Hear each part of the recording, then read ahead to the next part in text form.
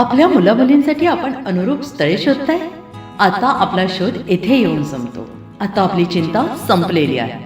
आपल्या मुलामुलींसाठी अनुरूप जोडीदार शोधण्याचा निवडण्याचं एकमेव केंद्र शादीबंधन वधूवर सूचक केंद्र. या संस्थेमध्ये सर्व समाजातील 70,000 पेक्षा जास्त स्थळे नोंदणी असलेले असे शादीबंधन वधूवर सूचक केंद्र.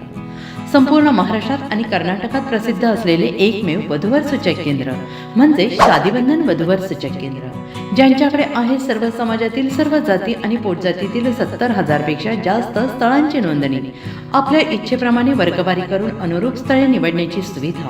एक वेळा जोडले जा आणि आपलं जीवन सफल करून घ्या. हजारोंनी याचा लाभ घेतला आहे. आपणही आपल्या मुलामुलींसाठी, विधूर, विधवा, वयस्करांसाठी योग्य स्थळांची निवड करा. एक सुवर्ण संधी घेऊन येत शादीबंधन. आजच संपर्क करा. शादीबंधन वधूवर सूचक केंद्र, लोकसंदेश न्यूज ऑफिस समोर, महाराष्ट्र स्क्रॅप जवळ, 100 फुटी रोड, सांगली.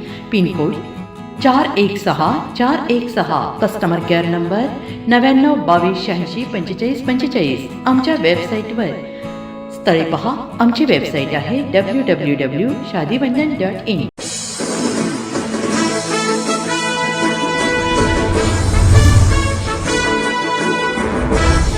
आबासाहेब वीर सामाजिक पुरस्कार केंद्रीय रस्ते वाहतूक व महामार्ग मंत्री नितीन गडकरी यांना माजी विधान परिषद सभापती व ज्येष्ठ आमदार रामराजे नाईक निंबाळकर यांच्या हस्ते प्रदान करण्यात आला. यावेळी मदत पुनर्वसन मंत्री मकरंद पाटील, सार्वजनिक बांधकाम मंत्री शिवेंद्रसिंह राजे भोसले, खासदार श्रीमंत छत्रपती उदयनराजे भोसले, खासदार नितीन पाटील, माजी आमदार बाळासाहेब पाटील, सातारा जिल्हा मध्यवर्ती बँकेचे उपाध्यक्ष अनिल देसाई उपस्थित होते. कार्यक्रमाच्या प्रारंभी मंत्री मकरंद पाटील यांनी स्वागत व प्रस्तावना केली. यावेळी पुरस्काराला उत्तर देताना केंद्रीय रस्ते वाहतूक व महामार्ग मंत्री नितीन गडकरी म्हणाले की हायड्रोजन इंधन हे देशाचे भविष्य आहे. शेतकऱ्यांनी आता केवळ अन्नदाता न राहता ऊर्जादाता आणि इंधनदाता व्हावे. त्यासाठी आधुनिक तंत्रज्ञानाचा योग्य वापर करणे आवश्यक आहे. ज्ञानाचे संपत्तीत रूपांतर करण्यासाठी तंत्रज्ञानाचे प्रयोग महत्त्वाचे ठरणार आहेत. श्री गडकरी पुढे म्हणाले की देशात लवकरच 100% इथेनॉलवर चालणारी वाहने येणार असून त्यामुळे पेट्रोलवरील अवलंबित्व कमी होईल आणि इंधन आयातीवरील खर्चात मोठी बचत होईल. तसेच पुणे ते सातारा प्रवास अवघ्या 1 तासात तर पुणे ते छत्रपती संभाजीनगर प्रवास 3.5 तासात पूर्ण होईल असेही त्यांनी सांगितले. येत्या 3 वर्षात देशातील सर्वात मोठे रस्ते प्रकल्प पूर्ण होतील असा विश्वासही त्यांनी व्यक्त केला. शेती क्षेत्रात बायो इंधनाचा वापर वाढवण्याची गरज असल्याचे सांगताना त्यांनी पाणी संवर्धनावर विशेष भर दिला. पाणी हीच खरी संपत्ती आहे.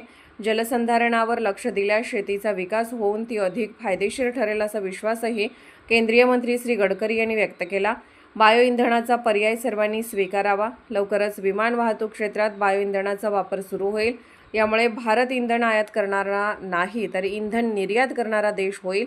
देशात लवकरच वेस्ट प्लास्टिकपासून रस्ते बनवण्याचा प्रकल्प सुरू करण्यात येणार आहे असेही त्यांनी सांगितले. सातारा प्रतिनिधी प्रवीण नवघरे.